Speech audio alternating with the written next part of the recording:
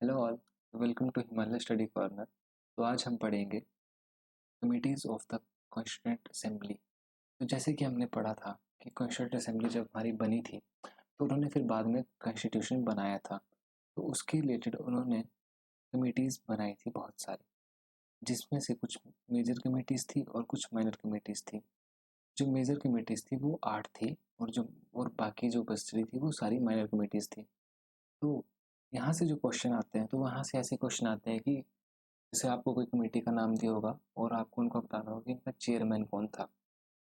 ठीक है जी, तो यहाँ से सारे फैक्चुअल क्वेश्चन ही आते हैं मैक्सिमम। तो आज हम उन्हीं के बारे में पढ़ेंगे कि कौन सी कमेटी थी और उनके चेयरमैन कौन थे। सबसे पहले हम पढ़ेंगे मेजर कमेटीज़ के बारे में। तो सबसे पहले कमेटी है union power committee. Union power committee को जवाहरलाल नेहरू जी के जो थे वो इनके चेयरमैन थे। सेकंड आती है हमारी union constitution committee. Union constitution committee के जो चेयरमैन थे वो भी जवाहरलाल नेहरू जी ही थे। तो यहाँ पे ना आपने ये चीज़ भी याद रखनी कि जैसे जो यूनियन कमेटीज़ है मैक्सिमम, उनके जो चेयरमैन है वो जवाहरलाल नेहरू जी हैं। तो यहाँ से ये ट्रिक भी हो जाती है याद करने की। नेक्स्ट आती है प्रोविंशियल कॉन्स्टिट्यूशन कमेटी, जिनके चेयरमैन थे सरदार वल्लभ भाई पटेल। नेक्स्ट ड्राफ्टिंग कमेटी के बारे में जैसे कि हमने पहले पढ़ा भी था, जिनके चेयरमैन थे आपके बी आर अम्बेडकर और इनके साथ 6 अदर मेंबर्स भी हुआ करते थे। और ड्राफ्टिंग कमेटी ये वही कमेटी है जिसने हमारे कॉन्स्टिट्यूशन को ड्राफ्ट किया, मतलब बनाया। नेक्स्ट आती है advisory committee on fundamental rights, minorities and tribal and excluded areas. तो इसको भी जो भी था, इसको भी सरदार वल्लभ भाई पटेल जी के द्वारा ही चेयरमैन थे इनके। और इस कमेटीज में ना बहुत सारे काम थे, क्योंकि उन्होंने फंडामेंटल राइट्स के बारे में भी देखना था, माइनॉरिटीज़ के बारे में भी देखना था, ट्राइबल्स के बारे में भी देखना था। तो इसमें कुछ सब कमेटीज़ भी बनी थी। सबसे पहली कमेटी थी, जो सब कमेटी थी इनकी, वो थी फंडामेंटल राइट्स सब कमेटी, जिसके चेयरमैन थे जे बी कृपलानी। फिर थी नेक्स्ट थी माइनॉरिटीज़ सब कमेटी, जिसके चेयरमैन थे एच सी मुखर्जी। नेक्स्ट आता है हमारा north east frontier tribal areas and Assam partially excluded areas sub committee, जिसके चेयरमैन थे गोपी चंद बरदोलोई। एंड नेक्स्ट आती है हमारे excluded and partially excluded areas, जो कि असम से दूसरे एरियाज थे। तो इस कमेटी के जो चेयरमैन थे वो थे ए वी ठाकर। नेक्स्ट आती है हमारी north west frontier tribal area sub committee. इनके चेयरमैन के बारे में हमें कहीं पता नहीं चलता है, इसलिए मैंने इनके चेयरमैन नहीं लिखे हैं यहाँ पे। तो देखो ऐसा है कि जो मेजर कमेटीज़ हैं इनमें जो फैक्चुअल क्वेश्चन आते हैं वो यहीं से आते हैं कि यूनियन पावर कमेटी के चेयरमैन कौन थे, यूनियन कॉन्स्टिट्यूशन कमेटी के चेयरमैन कौन थे। और ये जो सब कमेटीज़ हैं इनमें से वैसे क्वेश्चंस नहीं आते हैं, लेकिन फिर भी आपने इनके ऊपर एक बार नज़र मार लेनी है, क्योंकि कई बार ऐसा होता है कि जो हमने नहीं पढ़ा होता है तो क्वेश्चन वहीं से आ जाता है। तो नेक्स्ट पढ़ते हैं हम रूल ऑफ प्रोसीजर कमेटी, जिसके चेयरमैन थे डॉक्टर राजेंद्र प्रसाद। और डॉक्टर राजेंद्र प्रसाद के बारे में आपको ये भी पता होगा कि डॉक्टर जो राजेंद्र प्रसाद थे ये हमारे फर्स्ट प्रेसिडेंट भी बने थे, जो कि 26 जनवरी 1950 को जब हमारा कॉन्स्टिट्यूशन इम्प्लीमेंट किया गया तो उस टाइम पे ये हमारे फर्स्ट प्रेसिडेंट बने थे।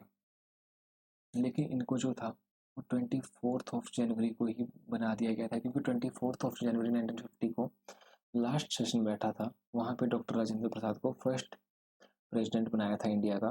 लेकिन बाद में जब कॉन्स्टिट्यूशन इम्प्लीमेंट हुआ था, फोर्स में आया था 26 जनवरी 1950 को, तो उस टाइम ये फिर परमानेंट बन चुके थे। नेक्स्ट आती है हमारी स्टेट कमेटी, जो भी स्टेट्स वगैरह थी। तो इसके जो चेयरमैन थे वो थे Pandit Jawaharlal Nehru ji. And the last committee is steering committee, इसके चेयरमैन थे डॉक्टर राजेंद्र प्रसाद। तो ये थी हमारी मेजर कमेटीज। अब पढ़ते हैं हम माइनर कमेटीज के बारे में।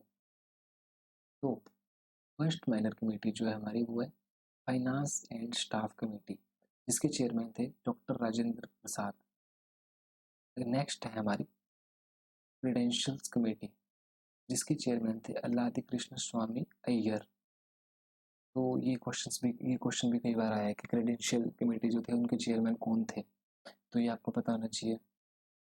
नेक्स्ट आती है हाउस कमेटी, जिसको बी पट्टाभाई सीतारमैया के द्वारा ये जो थे इनके चेयरमैन थे। नेक्स्ट आती है ऑर्डर ऑफ बिजनेस कमेटी, जो जिसके चेयरमैन जो थे वो थे डॉक्टर के एम मुंशी। फिफ्थ कमेटी आती है हमारी ad hoc committee on the national flag. ये इसके जो चेयरमैन थे वो थे doctor Rajendra Prasad. Sixth committee जो है हमारी वो है committee on the function of constituent assembly. जो भी कॉन्स्टिट्यूंट असेंबली है उनके फंक्शंस वगैरह जो थे उसके ऊपर जो कमेटी थी उनके चेयरमैन थे डॉक्टर राजेंद्र प्रसाद, जो कि प्रेसिडेंट भी थे। नेक्स्ट आती है ad hoc committee on the supreme court, जिसके जो चेयरमैन थे वो थे एस एस वर्धाचारी। और ये जो एस वर्धाचारी थे ये हमारे कॉन्स्टिट्यूंट असेंबली के मेंबर नहीं थे। नेक्स्ट आती है हमारी committee on chief commissioner provinces. जैसे कि हमने जब कॉन्स्टिट्यूंट असेंबली के बारे में पढ़ा था तो वहाँ पे हमने ये भी देखा था ना कि जो ब्रिटिश प्रोविंसेस थी वहाँ से इतने मेंबर्स आए थे, और जो चीफ कमिश्नर प्रोविंसेस थी वहाँ से 4 मेंबर्स आए थे, और 292 मेंबर्स जो आए थे वो आए थे हमारे ब्रिटिश प्रोविंसेस से। जो भी चीफ कमिश्नर प्रोविंसेस थी उनके ऊपर जो कमेटी बनी थी तो उनके जो चेयरमैन थे वो थे बी पट्टाभाई सीतारमैया। नेक्स्ट आती है हमारी 9th कमेटी जो है वो है expert committee on the financial provisions of the union constitution, जिनके चेयरमैन थे नलिनी रंजन सरकार। और ये भी जो थे ये भी असेंबली मेंबर नहीं थे। तो कई बार ना ऐसा क्वेश्चन आ जाता है कि इनमें से कौन है जो कमेटी के चेयरमैन थे लेकिन असेंबली के मेंबर नहीं थे। तो ये 2 नाम भी आपको याद रखने, 3 नाम है ये, एक नलिनी रंजन सरकार, एस के धर और एस वरादाचारी। नेक्स्ट आता है लिंग्विस्टिक प्रोविंसेस कमीशन। इनके जो चेयरमैन थे वो थे एस के धर, और ये भी असेंबली मेंबर नहीं थे। और नेक्स्ट 11th कमेटी जो बनी थी वो बनी थी special committee to examine the draft constitution. जैसे कि हमने जब ड्राफ्ट कमेटी के बारे में पढ़ा था तो वहाँ पे हमने देखा था कि ड्राफ्ट कमेटी जो है वो कॉन्स्टिट्यूशन के वो ड्राफ्ट करी थी, और उसने काफ़ी टाइम 3 टाइम उन्होंने ड्राफ्ट दिया था, जिसके ऊपर एक कमेटी बनी हुई थी और जो उसको देख रही थी कि हाँ इसमें ये चीज़ गलत है, इसका अमेंडमेंट करना है, इसका ये नहीं करना है, इसको ऐसे हमें डिज़ाइन करना है, इसको ऐसे बनना चाहिए। क्योंकि जैसे कि आज हमने कॉन्स्टिट्यूशन हम अपना देखते हैं तो उसमें प्रॉपर एक तरीके से दिया गया है, पार्ट्स हो गए, आर्टिकल्स हो गए, शेड्यूल्स हो गए। तो इनके चेयरमैन जो थे वो थे पंडित जवाहरलाल नेहरू जी। नेक्स्ट आती है प्रेस गैलरी कमेटी, जिसको उषा नाथ सेन जो थे ये थे इनके चेयरमैन प्रेस गैलरी कमेटी के। नेक्स्ट है ad hoc committee on citizenship. Citizenship के ऊपर जो कमेटी थी उनके जो चेयरमैन थे वो थे एस वरादाचार्य, और ये असेंबली मेंबर नहीं थे जैसे कि हमने पढ़ा भी पहले। तो ये थी हमारी कुछ मेजर एंड माइनर कमेटी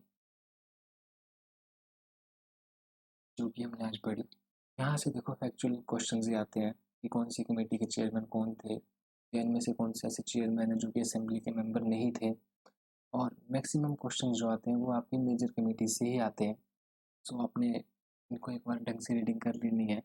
इनके जो नाम है वो जो मेजर कमेटीज़ हैं उनमें जैसे जो यूनियन है उनके पंडित जवाहरलाल नेहरू ही हैं। बाकी आपने एक बार नज़र मार लेनी है उन पर, और वो चीज़ आप याद कर लोगे। With the passage of time जो होता है वो चीज़ हो जाती है। So thank you so much video देखने के लिए, और लाइक सब्सक्राइब शेयर कर दें प्लीज़। अगर आपको समझ आ रहा है तो आप अपने फ्रेंड्स के साथ भी शेयर कर सकते हैं जो कि कम्पिटिटिव एग्ज़ाम्स की तैयारी कर रहे हैं किसी भी स्टेट की। क्योंकि फैक्चुअल इन्फॉर्मेशन के बारे में मैं ज़्यादा बता रहा हूँ, तो फैक्चुअल इन्फॉर्मेशन जो होती है वो हम सारी कवर करेंगे जितनी भी हमारी वीडियोस आएंगी, और हम कोशिश कर रहे हैं कि हम डेली वीडियोस बनाएं और डेली वीडियोस अपलोड करें, और ताकि सभी यहाँ से पढ़ सके। So thank you so much.